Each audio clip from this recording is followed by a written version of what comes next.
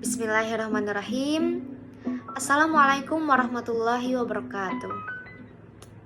Yang terhormat Bapak Gusnam Haris selaku dosen pengampu dari mata kuliah Peradaban Islam dan segenap teman-teman yang saya cintai dan saya banggakan.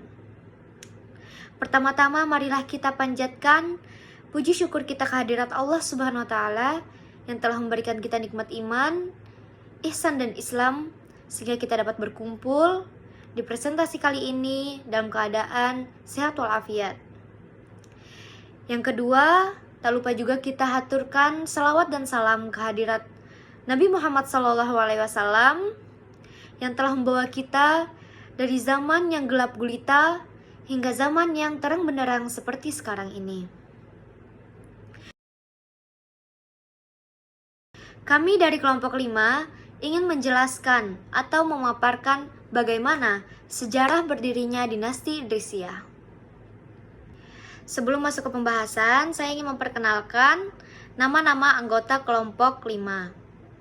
Pertama, Ibnu Nur Wahid, terus Zarkasi Siregar, Nafiatud Diniyah, dan saya sendiri Nur Aliza Zurifah. Sejarah terbentuknya dinasti Idrisiyah. Dinasti Idrisiyah didirikan oleh salah satu seorang penganut Syiah, yaitu Idris bin Abdullah pada tahun 172 Hijriah atau 789 Masehi. Dinasti ini merupakan dinasti Syiah pertama yang tercatat dalam sejarah yang sangat berusaha memasukkan Syiah ke daerah Maroko dalam bentuk yang sangat halus. Di sini saya akan menjelaskan mengapa dinasti Idrisiyah berdiri di Maroko dan alasan mengapa Idrisiyah muncul dan menjadi dinasti yang kokoh dan kuat. Yang pertama, mengapa dinasti Idrisiyah berdiri di Maroko? Idris bin Abdullah adalah seorang keturunan Al-Hasan bin Ali bin Abi Thalib yang melarikan diri dari Arab sesudah gagalnya pemberontakan Syi'i pada tahun 786. Idris melarikan diri ke Mesir kemudian ke Maroko.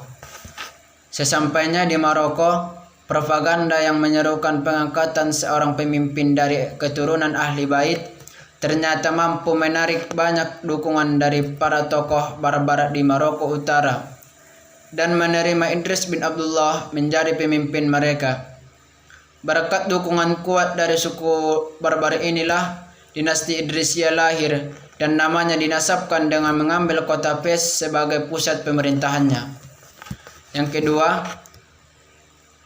alasan mengapa Idrisiyah muncul dan menjadi dinasti yang kokoh dan kuat. Terdapat dua alasan mengapa Idrisiyah muncul dan menjadi dinasti yang kokoh dan kuat.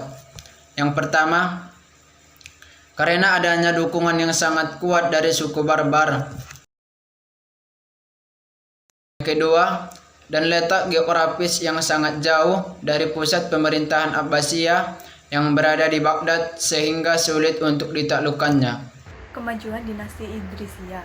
Munculnya kemajuan dinasti Idrisiyah ini pada masa Idris I dan Idris II, yaitu Idris I dan putranya Idris II telah berhasil mempersatukan suku barbar, imigran-imigran Arab yang berasal dari Spanyol dan Tripolitania di bawah suatu kekuasaan politik. Berhasil merestorasi Volubilis Romawi menjadi kota Fes dan mampu membangun kota ini sebagai kota pusat perdagangan. Pusat perdagangannya yaitu menghubungkan antara Afrika dan Eropa serta banyak imigran dari Andalusia dan daerah Afrika lainnya yang berdatangan ke Fes sehingga menjadi sangat berkembang dengan pesat. Kota Fes juga menjadi pusat kaum Syurfa atau Syurafa yang menjadi faktor dalam sejarah perkembangan Maroko. Pada tahun 1959, di kota ini juga telah didirikan Masjid Fatimah dan Universitas Qairawan yang terkenal. Ada juga dibangun Masjid Qurawiyun dan Andalusia yang didirikan pada tahun 859 Masehi. Dalam hal ini, kota Fes juga telah dianggap sebagai kota yang suci karena telah ditinggali oleh kaum-kaum Syurafa atau orang-orang yang mulia keturunan dari Nabi Muhammad SAW.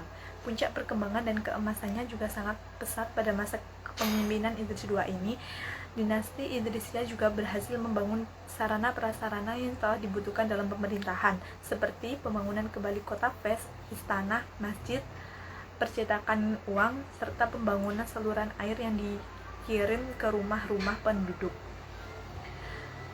Penyebaran Islam ke seluruh masyarakat juga sangat mudah. Pertahanan serta keamanan yang sangat kuat yang telah dibuktikan adanya Idris dan pasukannya dapat menahan Romawi dan mempertahankan wilayahnya. Hal ini juga mengangkat cita umat Islam.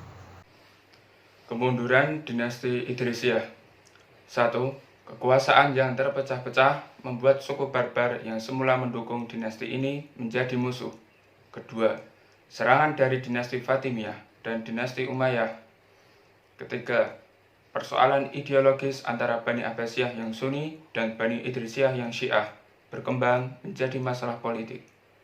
Karena perseteruan yang terus berlangsung mengakibatkan berakhirnya kekuasaan dinasti Idrisiyah.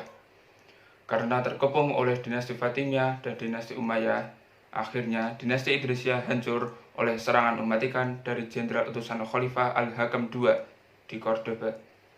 Berikut ini adalah daftar para penguasa dinasti Idrisiyah. 1. Idris I bin Abdullah berkuasa pada 789 sampai 793 Masehi.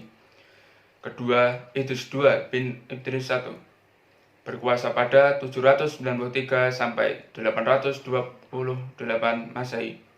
Ketiga, Muhammad Al-Muhassir bin Idris II berkuasa pada 828 sampai 836 Masehi. Keempat, Ali bin Muhammad berkuasa pada 836 sampai 849 Masehi. Kelima, Yahya I bin Muhammad berkuasa pada 846 sampai 863 Masehi. Yang keenam, Yahya II bin Yahya I berkuasa pada 863 sampai 874 Masehi. Yang ketujuh, Ali II bin Umar berkuasa pada 874 sampai 883 Masehi. Yang kedelapan, Yahya III bin Al-Qasim berkuasa pada 883 sampai 905 Masehi. Yang kesembilan, Yahya IV bin Idris bin Umar berkuasa pada 905 sampai 922 Masehi. Yang ke-10, Hasan Al-Hajjam bin Muhammad bin Al-Qasim berkuasa pada 922 sampai 925 Masehi. Ke-11, Qasim Al-Ghanun bin Muhammad bin Al-Qasim berkuasa pada 927 sampai 948 Masehi. Ke-12, Abu Aish bin Qasim Ghanun berkuasa pada 948 sampai 959 Masehi. Cukup sekian yang dapat kami sampaikan, kurang lebihnya mohon dimaafkan. Wabillahi taufiq wal hidayah. Wassalamualaikum warahmatullahi wabarakatuh.